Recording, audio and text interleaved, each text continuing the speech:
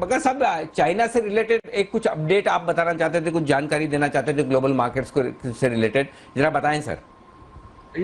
जो Asian market कल बढ़े अनिल जी, और आज भी मिक्स्ड रुझान है, क्योंकि चाइना का एक्सपोर्ट इंपोर्ट नंबर बहुत दमदार आया। 25% चाइना के एक्सपोर्ट की ग्रोथ आई अगस्त की, और 33% इंपोर्ट की।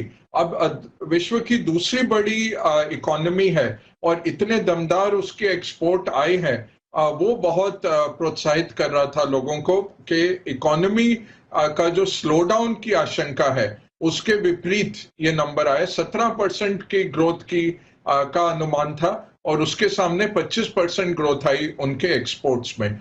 दूसरी अहम जो बात है कि ये जी जिनपिंग के नीचे चाइना का रूल ऑफ पार्टी बिल्कुल एस्टैब्लिश कर रहे हैं कॉर्पोरेट सेक्टर में। तो रूल ऑफ लॉ की जगह रूल ऑफ पार्टी आ रहा है।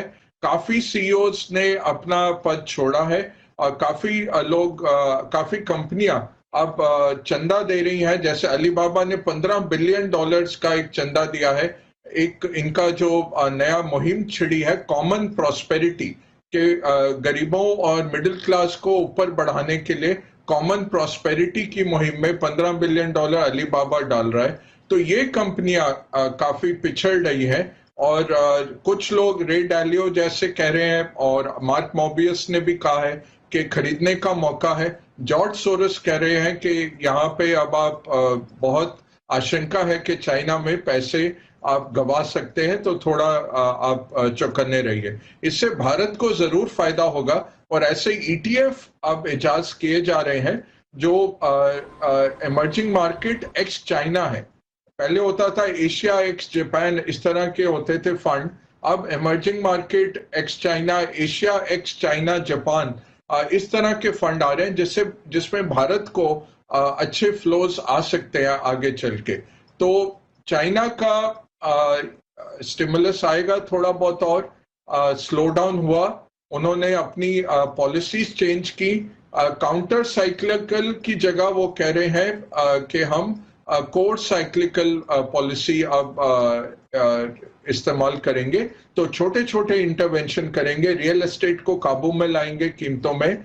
और जो इनका डेट इतना बढ़ा हुआ है, ये कोई नहीं देखता है कि ग्रीस की तरह का डेट है चाइना में। 260% उनका डेट लेवल है वर्सेस जीडीपी।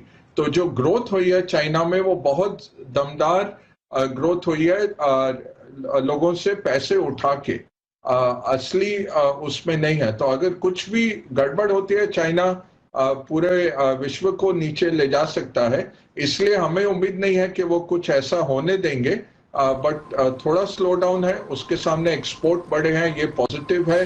गवर्नमेंट की पॉलिसी कॉर्पोरेट्स के लिए नेगेटिव है, और उससे थोड़ा यूएस लिस्टेड कंपनीज पे भी एक असर हमने देखा है फरवरी से।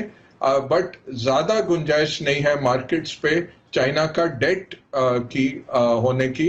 एवरग्रांड करके एक बहुत बड़ा उनका रियल एस्टेट कंपनी है, उसमें हमने देखा है कि $1 का जो बॉन्ड है वो 27 पैसे का चल रहा है, 27 सेंट का चल रहा है। और वो 2009 के अपने आईपीओ लेवल पे उसका शेयर प्राइस आ गया है। बट ये संभाल लेंगे, चाइना ने पहले भी दिखाया है कि वो संभाल लेते हैं, अंत में आके ब्रिंकमैनशिप करते हैं, बिल्कुल अंत तक आने देते हैं, फिर संभाल लेते हैं। तो ओवरऑल हमें चाइना से कुछ गड़बड़ आती नहीं दिख रही। ये बड़ा एक मैसेज है।